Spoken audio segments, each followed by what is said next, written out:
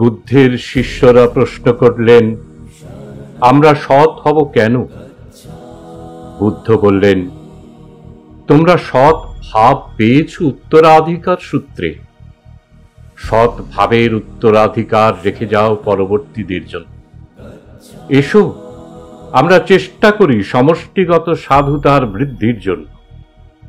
এসো, আমরা সদাচরণ করি সদাচরণের জন্যই। মানুষের দুঃখের জন্য মানুষ দায়ী। মানুষের সদাচরণের প্রশংসা মানুষই পাবে। সমুদ্রের ঢেউ নেমে যাবার সময়ে সঞ্চারিত করে যায় পরবর্তী ঢেউই উত্থানের শক্তি।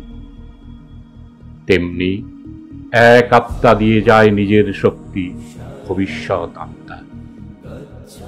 হে পাশ্চাত্যবাসীগণ, তোমরা বলছো ক্রুশবিদ্ধ হলে বৃদ্ধি পেত বুদ্ধের মহিমা।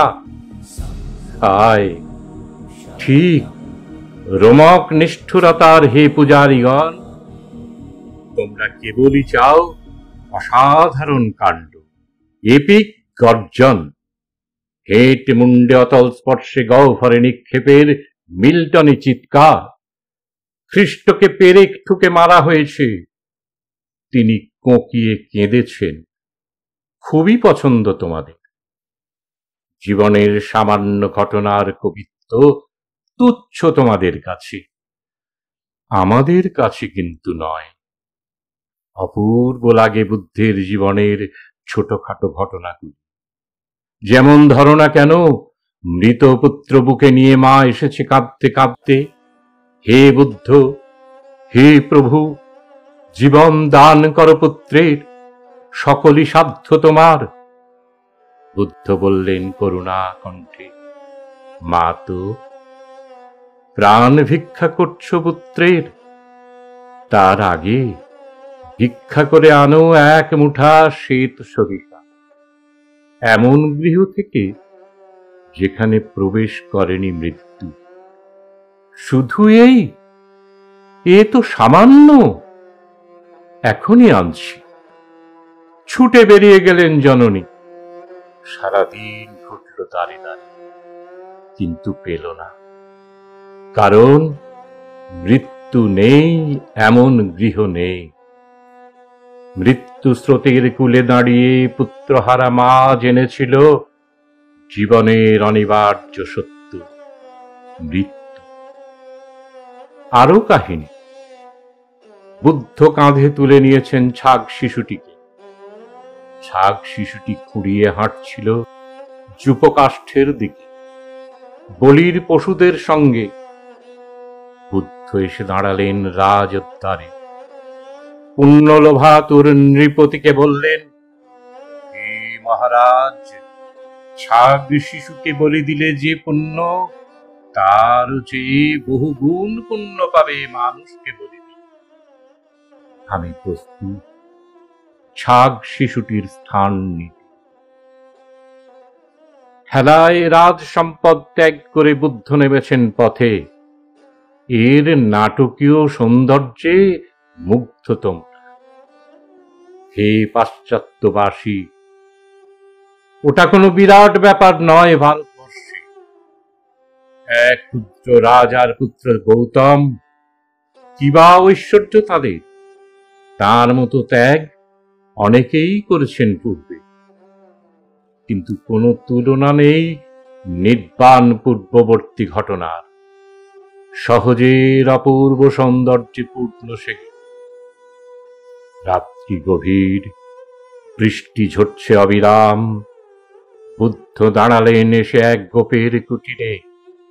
ছাঁচের নিচে দেওয়ালের গা ঘেঁষে ছাঁচ দিয়ে জল ঝরছে। বাতাসের ঝাপট, জানলা দিয়ে গোপ চকিতে দেখল এক সন্ন্যাসী। বা বা, গেরুয়াধারী যে, থাকো ওখানে, ওই তোমার ঠিক জায়গা। ধান ধরল সে। গরু বাছুর উঠেছে গোয়ালে, আগুনে তপ্ত ঘর, নিরাপদ পত্নী আমার, সুখে নিদ্রিত সন্তানেরা। সুতরাং মেঘগণ, আজ রাত্রে তোমরা বর্ষণ করো স্বচ্ছন্দে। বুদ্ধ উত্তর দিলেন, আমার মন সংযত, ইন্দ্রিয় প্রত্যয়হৃত, হৃদয় দৃঢ় ও সুস্থির। সুতরাং হে মেঘগণ, আজ রাত্রে তোমরা বর্ষণ করো স্বচ্ছন্দে। গোপ গাইল, ক্ষেতের ফসল কাটা শেষ, খড় উঠেছে খামারে, জল ভরা নদী, মজবুত বাঁধানো পথ। সুতরাং হে মেঘগণ, আজ রাত্রে তোমরা বর্ষণ করো স্বচ্ছন্দে। গাইতে গাইতেই লাগলো গো। উত্তর দিয়ে গেলেন বুদ্ধ একইভাবে। ক্রমে নম্র হয়ে এলো গোপের কণ্ঠ। নত হলো সে বুদ্ধের চরণে, অনুতপ্ত হৃদয়ে, শিষ্যত্বের জন্য। মৃত্যুতে মহীয়ান বুদ্ধ জীবনের মতোই অন্তজ জাতির এক মানুষ সাহায্য দিল তাকে। দুষ্ট উপাদানে, অশুচি পরিবেশে প্রস্তুত খাদ্য। বুদ্ধ শিষ্যদের বললেন, তোমরা খেও না এই জিনিস, কিন্তু আমি তো পারবো না প্রত্যাখ্যান করতে। যাও, বলে এসো ওই মানুষটিকে, আমার সর্বোচ্চ সেবা সে করেছে, আমাকে মুক্ত করেছে এই দেহের বন্ধন থেকে। বুদ্ধ বিদায় নেবেন পৃথিবী থেকে। বৃক্ষতলে বিছানো চিবর, সিংহের ন্যায় দক্ষিণ পার্শ্বে আনন্দময় পুরুষ মৃত্যুর প্রতীক্ষায়। প্রিয় শিষ্য আনন্দ কাঁদছিলেন। বুদ্ধ তিরস্কার করে বললেন, জেনে রাখো, বুদ্ধ ব্যক্তি বিশেষ নন, ওটি এক উচ্চ অবস্থা যে কেউ লাভ করতে পারে, অন্য কাউকে অর্চনা নয়। অন্তদীপ ভব। সিংহ যেমন ভীত নয় শব্দে, জালবদ্ধ নয় বায়ু, জল লিপ্ত নয় পদ্মপত্র, তেমনি একাকী বিচরণ করো গন্ডারের মতো। দৃষ্টি দিও না পথের দিকে, গ্রাহ্য করো না কোনো কিছু, অগ্রসর হও গন্ডারের মতো একাকী। শেষ মুহূর্ত ঘনিয়ে আসছে তথাগতে। সকলে নীরব, রুদ্ধশ্বাস। দুরাগত একজন সহসা ছুটে এলো সেখানে, উপদেশ প্রার্থী। হবে না, সম্ভব নয়। শিষ্যরা ফেরালো তাকে। বুদ্ধ থামালেন। বুদ্ধ বললেন, ওকে আসতে দাও। তথাগত সর্বদা প্রস্তুত।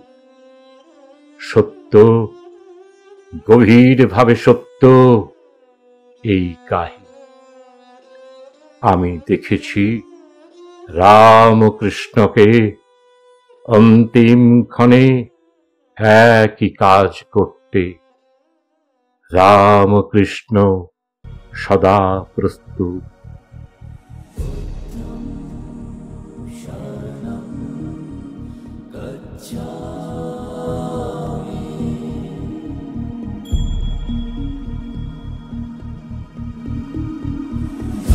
Om